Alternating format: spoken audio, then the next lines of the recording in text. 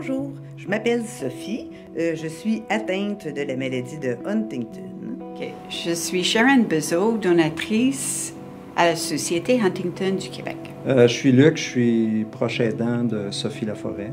Guillaume Perrault, je suis le porte-parole de la Société Huntington du Québec. Mon nom c'est Zoé, puis moi je suis une personne à risque d'avoir la maladie d'Huntington.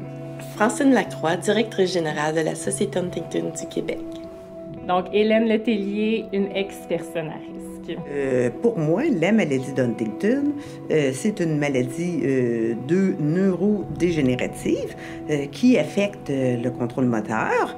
Les gens ont des tics nerveux. Avant, on appelait ça la danse de Saint-Guy. Maintenant, on sait qu'il y a aussi des problèmes cognitifs qui sont associés avec la maladie de Huntington. C'est une maladie orpheline, donc une maladie rare. Et puis, au moment où on se parle, il n'existe pas de traitement. Je pense que plus concrètement, au quotidien, c'est quelqu'un qui, plus le processus de la maladie va avancer, plus la personne va avoir des difficultés, autant au niveau de l'équilibre, de la coordination, ça peut être des difficultés cognitives aussi. C'est sûr que ça va venir jouer sur ses activités de la vie, dans le fond. Moi, j'ai appris à 20 ans que j'avais une chance sur deux dans la vie d'en hériter. En 2007, lors d'un épluchette de blé d'Inde familial, un de mes cousins m'a prise à part et m'a demandé si je n'avais pas la maladie de mon père. J'ai dit, voyons Michel, tout le monde vieillit, et puis moi comme les autres, alors, mais quand même, il m'a fait promettre d'investiguer. Alors, après, j'ai tout de suite contacté la Société d'Huntington du Québec pour qui m'accompagne là-dedans, pour que je vérifie si oui ou non mon cousin avait raison. Dans les années 70, mon père est tombé malade. Et puis les médecins ne savaient pas trop ce que c'était. Il avait des symptômes assez étranges.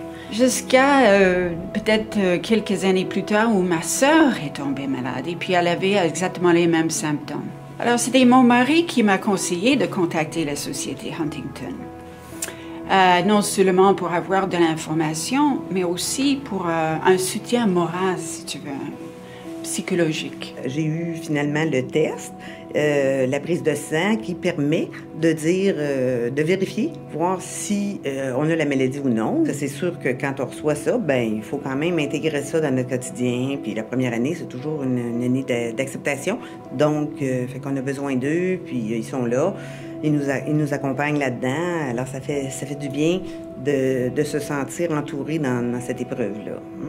Sophie doit demeurer autonome le plus longtemps possible. Je veux l'aider, mais je veux pas trop l'aider aussi. Je veux pas l'infantiliser, je veux pas... Fait que ça, c'est toujours... Moi, j'ai toujours un doute par rapport à ça. Est-ce que j'en fais trop, pas assez, ou...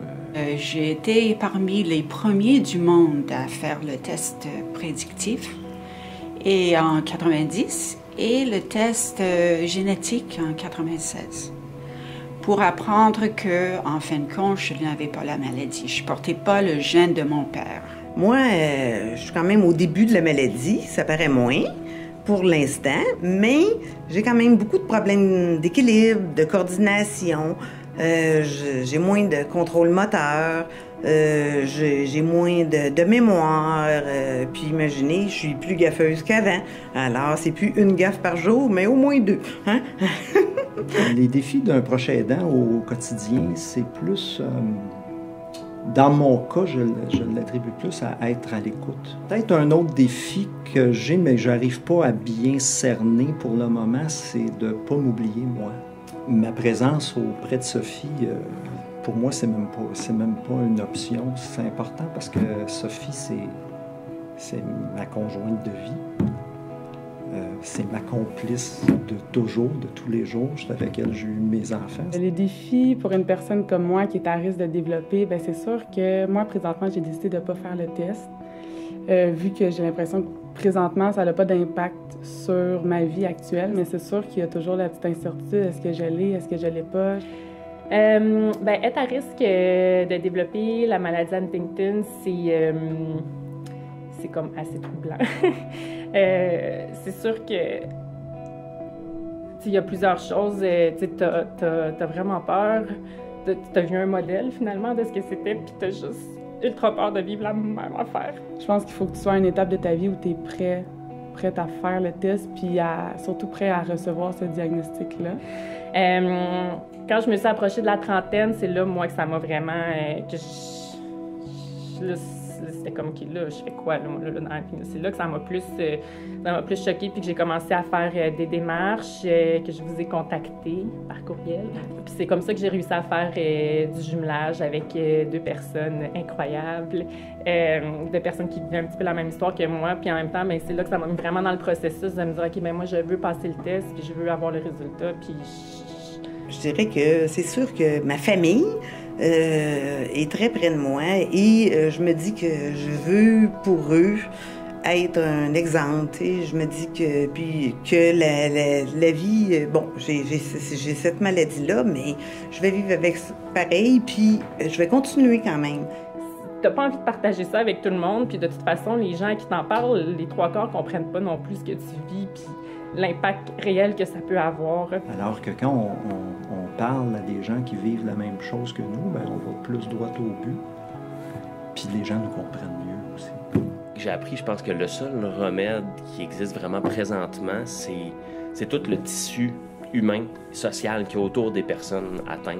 Peu importe que moi, j'ai la maladie ou non, je pense que la société d'Huntington va être là quand même tout le temps pour nous supporter puis nous aider à vivre chaque petit défi qu'on va rencontrer au quotidien. Quand je pense au camp d'été, ça me donne vraiment un plaisir à penser à ça. D'abord, c'est un répit pour les personnes qui s'occupent de ces malades, mais aussi c'est un grand plaisir pour les malades. Au lieu de penser que je suis impuissante, maintenant, je me sens impliquée. Voilà. La Société Huntington organise depuis, je ne sais pas combien de temps, là, des camps de répit.